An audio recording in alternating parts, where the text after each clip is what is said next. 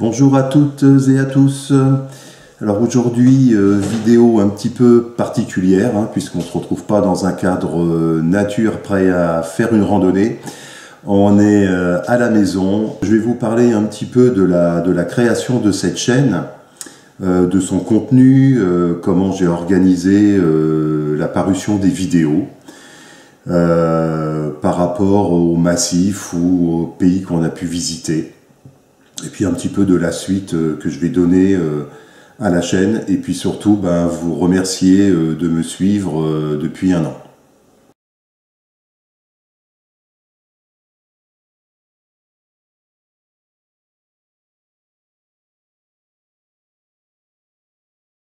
Alors, comment j'ai créé cette chaîne? On va dire un petit peu bêtement, en faisant des bivouacs avec un ami youtubeur.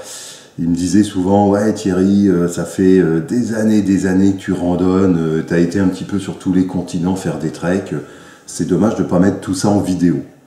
Alors bon, il m'a dit ça une fois, deux fois, trois fois, et puis l'idée effectivement a germé doucement, et puis il y a un moment j'ai dit, on va essayer, je vais me lancer et on verra bien ce que ça donne. Donc j'ai voulu pour cette chaîne, dès le début, poster suffisamment de contenu pour que les gens restent pas sur leur faim, puisqu'il est évident que si j'avais mis en ligne au fur et à mesure des randonnées que je faisais, il aurait fallu un an pour mettre une dizaine de vidéos.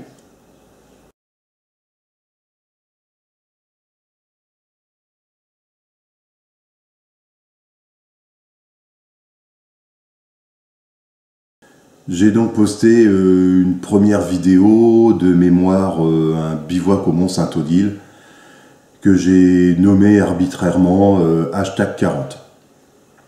Après, j'ai continué à refaire des vidéos, surtout sous forme de diaporama, puisque avant l'année dernière, je ne filmais pas, je prenais essentiellement que des photos.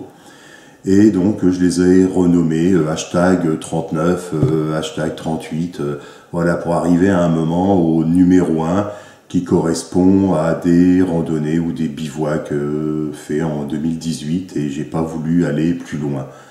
Dans le coup, comme YouTube classe ces vidéos par ordre de parution, on se retrouve un petit peu avec un bordel, puisque en numérotant des vidéos de 40 jusqu'à 1 et en intercalant les nouvelles vidéos qui commençaient à 41, ça a forcément mis un petit peu le bazar.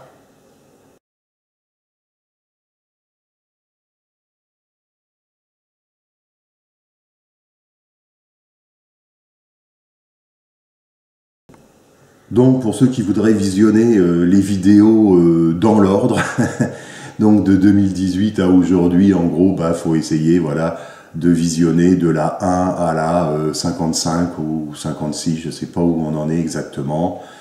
Et entre-temps, s'intercalent des vidéos de trek que nous avons commencé à faire en 2010.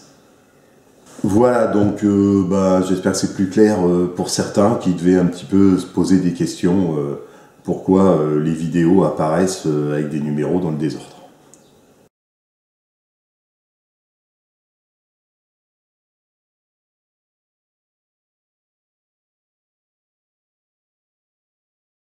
Au niveau du contenu de la chaîne, vous avez pu voir qu'il y a deux grands types de vidéos, on va dire. D'une part, les randonnées ou les randonnées bivouac que nous faisons essentiellement en France. Je crois qu'il n'y en a aucune que j'ai sortie et qui ont été faites à l'étranger. Et puis d'un autre côté, les treks que nous avons pu effectuer un petit peu partout. Donc au niveau du contenu, on restera là-dessus, ça sera des vidéos de randonnée, des vidéos de bivouac et rien d'autre. Ce qu'il n'y a pas par contre sur la chaîne, c'est tout ce qui est vidéo, de présentation de matériel, d'essai de matériel, de conseils divers. Je pense qu'il y a suffisamment, même peut-être beaucoup trop, de vidéos qui traitent de ce sujet, où on va vous expliquer quel sac à dos vous devez acheter, quelle tente vous devez prendre, comment mettre vos chaussures, comment planter un piquet de tente, comment se laver, voilà. Voilà, je crois que tout le monde est assez grand pour savoir ce qu'il a à faire, d'une part. D'autre part, c'est pas parce que moi j'ai un sac à dos de telle marque et de tel litrage que c'est ce que vous allez avoir besoin. C'est pas parce que je mets tel type de chaussures que vous, ça va aller à votre pied. Et pour tous c'est pareil, voilà. On a tous notre morphologie, notre possibilité de portage, nos envies aussi de portage, des durées de randonnée ou de bivouac différents. Donc je suis vraiment pas pour donner des conseils. Si jamais quelqu'un avait envie, peut toujours me demander pourquoi moi j'ai choisi ce matériel. J'essaierai d'y répondre dans les commentaires, mais je me sens pas de faire ce genre de vidéo et donner des conseils aux gens. Il y a plein de professeurs sur YouTube, allez les voir. Pour revenir un petit peu sur le matériel et la pratique, je suis quelqu'un qui aujourd'hui préfère prendre son temps en montagne. Donc j'essaie généralement de ne pas dépasser 20 km par jour. Ça me suffit largement, ça me permet de prendre mon temps, de pouvoir faire des photos, de pouvoir filmer, m'arrêter quand j'en ai envie sans regarder la montre spécialement. Et puis également de pouvoir porter un peu plus, de pouvoir emmener des choses confortables. Donc un matelas en régular et pas la moitié d'un matelas. De porter de la nourriture et pas du lyophilisé, hein. Puisque pour moi le lyophilisé c'est pas vraiment de la nourriture, c'est pas agréable. Après une bonne journée de marche dans des beaux paysages, et ben, bien manger en quantité et en qualité, ça a quand même pour moi énormément d'importance. Donc vous continuerez à me voir avec un gros sac et puis ben, des fois un peu tirer la langue, mais à la fin de la journée, quand on s'installe, qu'on mange, on est bien content d'avoir porté tout ça. Et puis, quoi qu'il arrive, du froid, de la grêle, de la pluie, ça permet aussi de passer des événements un petit peu merdiques dus à la météo d'une très bonne façon. Au niveau du contenu, toujours, je vais faire une petite aparté sur les vidéos que j'ai pu sortir de trek que nous avons fait. Donc de mémoire, j'ai sorti déjà des vidéos sur la traversée du Haut Atlas au Maroc, sur des randonnées visites dans la Cappadoce et sur un trek dans la chaîne des Bolkars et des Taurus en Turquie. J'ai aussi sorti une vidéo sur l'île de Madère. C'était vraiment vraiment sympa. Pas vraiment un trek puisqu'on dormait en hôtel et on randonnait en étoile, mais on a bien visité l'île. C'est vraiment joli, c'est très volcanique, c'est très luxuriant, c'était vraiment sympa. Puis on a eu l'occasion de pouvoir faire les deux plus hauts sommets, le pic Ruivo et Arriero. Donc c'était sympa aussi. Et la dernière vidéo que j'avais sortie en 3 parties, c'était sur le Pérou. Puisque 3 semaines de trek, ben on voit plein de choses, hein. Il y avait eu une première semaine plutôt de visite des grands sites archéologiques, dont Machu Picchu. La deuxième semaine était plus axée sur un trek autour de l'Ocean-Gate, où on a eu l'occasion de faire des sommets à 5500 mètres. Et puis une dernière partie avec l'ascension d'un joli sommet à 6000 et des bananes, le Chachani, et puis du repos sur le lac Titicaca et visite d'Arequipa et de Lima. Voilà, donc ça c'était des treks qui ont été faits entre 2010 et 2012.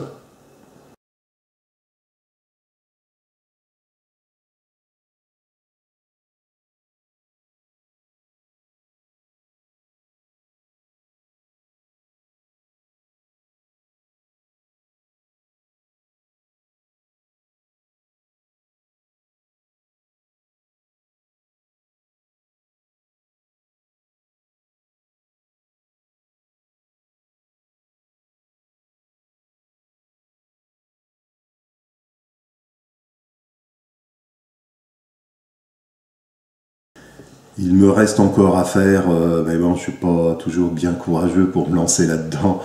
Euh, des treks qui ont été faits en 2014, la Jordanie, où en gros on a traversé le pays de la mer Morte jusqu'à la mer Rouge, en passant par la grande réserve de Dana, Little Petra, Petra, désert du Wadi Rum. Donc ouais, il y a encore des belles images à monter. Et puis on a eu l'occasion aussi en 2014 de pouvoir aller au Népal 3 semaines. Donc je pense que je ferai 3 vidéos sur ce trek où nous avons remonté la vallée du Haut-Khumbu pour aller jusqu'au camp de base de l'Everest, avec le passage du Chola Pass à 5400 je crois, et puis quelques sommets entre 5003 et 5006 de mémoire. Et puis la visite de Katmandou, des quartiers comme Thamel qui sont ultra connus, et puis aussi un quartier royal. On a l'impression d'être au Moyen-Âge, au temps des samouraïs, c'est vraiment sympathique.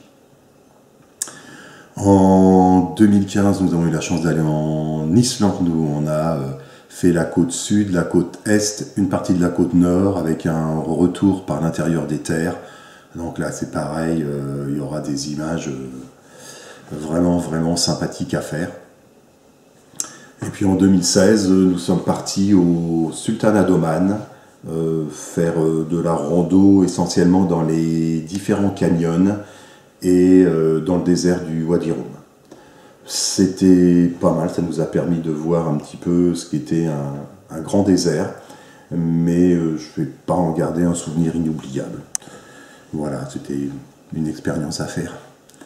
Et puis nous sommes partis également en Indonésie pendant 3 semaines, où nous avons pu passer le détroit de la Sonde pour aller sur le Krakatau, traverser une partie de Java et de Bali. Donc le but c'était de faire un petit peu de visite des grands temples hyper connus, mais voilà, je pense qu'il faut avoir fait une fois dans sa vie. Et puis également des volcans, le Batur, etc. Donc voilà, encore une très très belle sortie.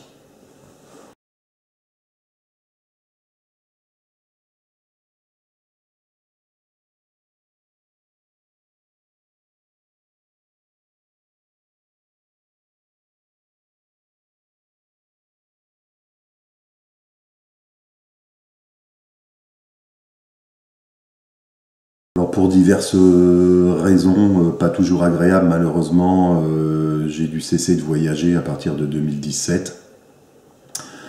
Et puis après, il y a eu le Covid, ça s'est enchaîné un petit peu, voilà, donc on n'a pas eu l'occasion de repartir voyager.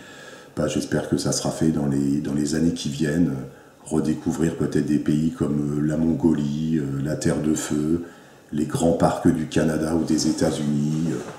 Je crois qu'il y a de quoi faire dans le monde, donc on va essayer de projeter ça un jour. Donc pour l'avenir de la chaîne, écoutez, ça va être simple, je vais continuer à faire du format purement vidéo, puisque je n'ai plus besoin de faire de retour en arrière. Je pense qu'aujourd'hui la chaîne comprend environ 55 vidéos et diaporamas, et puis environ 5 vidéos de trek. Donc voilà, c'est déjà pas mal. Ceux qui veulent vraiment suivre et tout regarder, ça fait quelques heures de visionnage.